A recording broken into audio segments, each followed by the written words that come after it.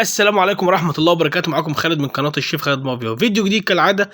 أتمنى لأول مرة يشوفنا على اليوتيوب تشترك في القناة وتفعل زر الجرس عشان يوصلك إشعار بكل فيديو جديد. طبعا احنا نزلنا فيديو قبل كده وشفينا فيه فخدتين وفصلناهم تفصيل كل جزء لوحده، يعني كل عرق أو كل جزء بالفخدة اللي هو وش الفخدة والكلاطة والسمانة والموز وظهر الفخدة ووش الفخدة. كل الأجزاء ديت عملناها لوحدها وشفينا، وهنسيب لكم الفيديو دوت في حساب الوصف عفوا.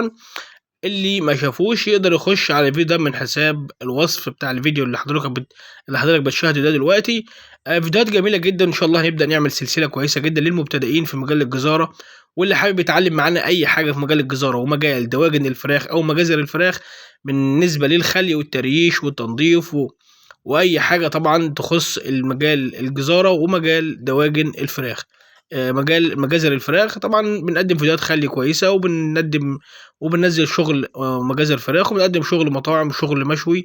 لو انت حابب تتعلم معانا اي حاجه فان شاء الله هتبقى في سلسله الفتره اللي جايه ديت هنعملها للناس المبتدئين في مجال الجزاره. لو حابب تكتسب معانا الخبره، يا ريت تشترك معانا في القناه وتدعمنا بزر اللايك الجميل بتاعك، وما تنساش تفعل زر الجرس لان ده بيوصل لك الفيديو اول ما بينزل. طبعا الاشتراك دوت يا جماعه مش بفلوس، ولكن فضلا وليس امرا. الاشتراك دوت بيرفع من ريتش القناه طبعا. هو مش بفلوس ولا حاجه، مع ان انا عارف ان كل حاجه غاليه على الشعب المصري حاليا، ولكن الاشتراك دوت هو الوحيد اللي لسه ببلاش. طبعا هنبدا دلوقتي ان احنا نوضب الفخده. هنبدا معانا وهو زي ما حضراتكم شايفين ده وش فخده اهوت، بنشيل الحته اللي فوق ديت.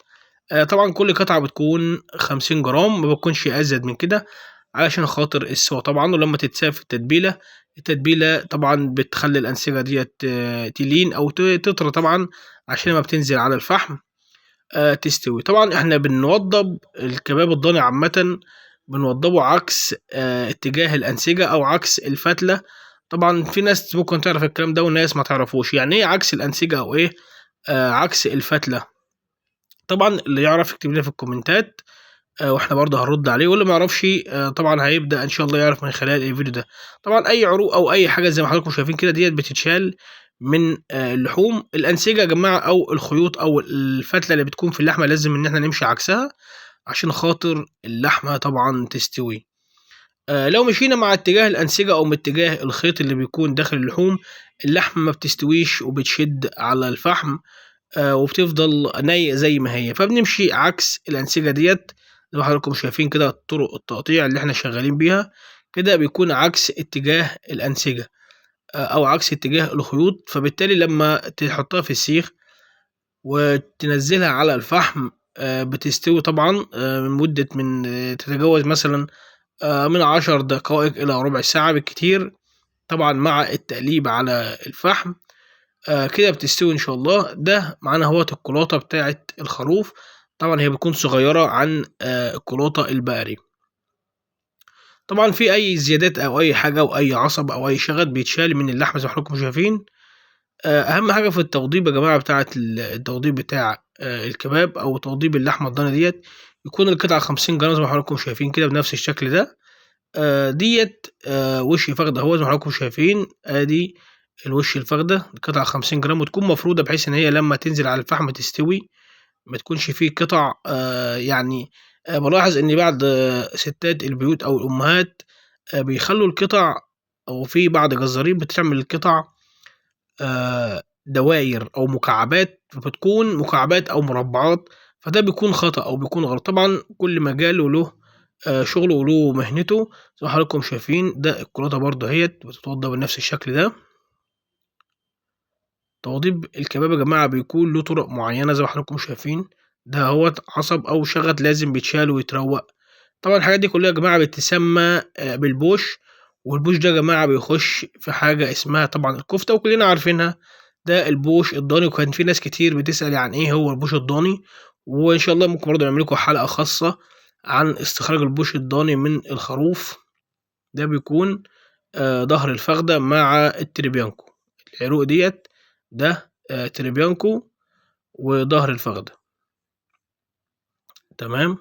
ده برضو سمانة اهيت زي ما حضراتكم شايفين. ده السمانة بتتوضب بنفس الشكل ده كده طبعا زي ما حضراتكم شايفين القطعة بتكون 50 جرام، طبعا مفرودة وبتكون طويلة بحيث إن هي لما تنزل على النار وتقلب السيخ بتاعك تستوي كويس جدا، ما يكونش فيه كباب ما يكونش ني أو بتشد، لأن في ناس كتير بتعمل الكباب دوت في البيت ولما بيجي ياكله بيحس إن الكباب بيشد معاه جامد وما بيكونش مستوي.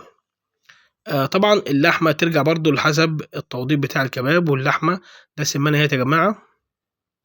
وفي طرق كويسة جدا توصل اللحمة إن هي تكون دايبة ومستوية كويس جدا وما تشدش معاك. هنقول لك بقى إن شاء الله على طرق التتبيلة اللي هي بتاعة الكباب أو بتاعة المشوي المخصصة للكباب بالظبط من داخل أكبر المطاعم. انتظر معانا إن شاء الله طريقة شكل الكباب بنفس ده، هنعمل لك طريقة بقى تشك الكباب ازاي في السيخ، ويكون برضو نوضح لك في طريقة عمل التتبيلة اللي هي بتاعة المطاعم المشوي الكبيرة. ولكن برضو مش هي خاطر ما نطولش في الفيديو. لو انت أول مرة شوفنا على اليوتيوب بحب أكد عليك ما تنساش تدعمنا بالاشتراك حتى لو استفدت معلومة بسيطة. يعني ده برضه اهوت يا جماعة في النهاية اهوت ده شكل الكباب اهوت زي ما حضراتكم شايفين.